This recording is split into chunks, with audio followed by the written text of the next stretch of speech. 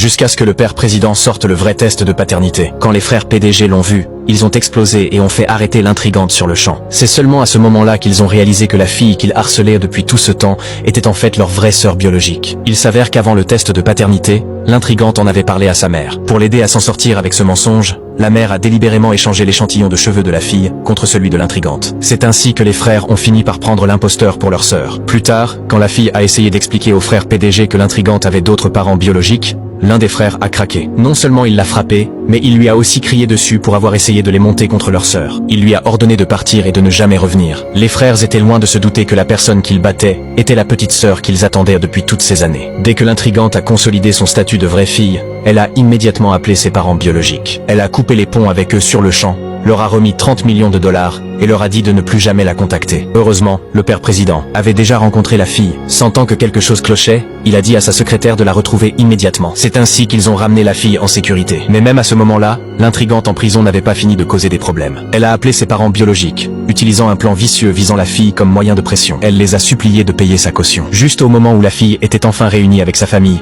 avant même qu'elle puisse ressentir ne serait-ce qu'une once de chaleur, l'intrigante et sa bande ont pris un énorme risque et sont apparus juste à côté d'elle. Les frères PDG ont soudain réalisé que la fille qu'ils harcelaient depuis le début était en fait leur propre petite sœur. Heureusement, leur père, le président, a démasqué l'intrigante juste à temps.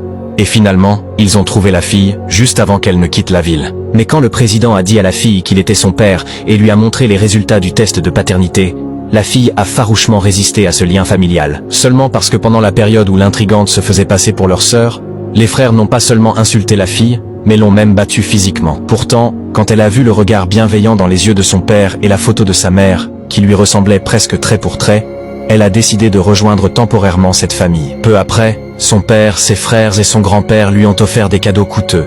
Des cadeaux qu'il lui aurait fallu 1000 ans de dur labeur pour se payer auparavant. Cependant, face à ce lien familial, les images des frères qui la harcelaient à l'époque persistaient dans son esprit, sans arrêt. De manière inattendue, cette nuit-là même, alors que la fille se tenait au bord de la route, hésitant sur sa relation avec ses frères, les parents de l'intrigante sont soudain apparus et l'ont directement emmenée. Il s'est avéré que quand l'intrigante se faisait passer pour sa sœur, elle avait secrètement transféré 30 millions de dollars à ses parents. Mais après que l'intrigante ait été arrêtée par la police, elle a immédiatement appelé ses parents. Elle les a même persuadés avec un plan pour cibler la fille et obtenir plus d'argent et leur a fait dépenser 30 millions de dollars pour payer sa caution. Quand sa sœur adoptive a appelé la fille pour lui demander quand elle rentrerait dîner, elle n'arrivait pas du tout à la joindre. Alors tout le monde a immédiatement localisé son téléphone grâce au GPS. Ils ont rapidement trouvé le téléphone perdu de la fille, mais la fille était déjà introuvable. Dès que les parents de l'intrigante ont amené la fille dans un bâtiment abandonné, avant que ses parents ne puissent réagir, l'intrigante a immédiatement attrapé un bâton et l'a balancé violemment sur la fille. La force de ce coup était suffisante pour tuer la fille sur le coup.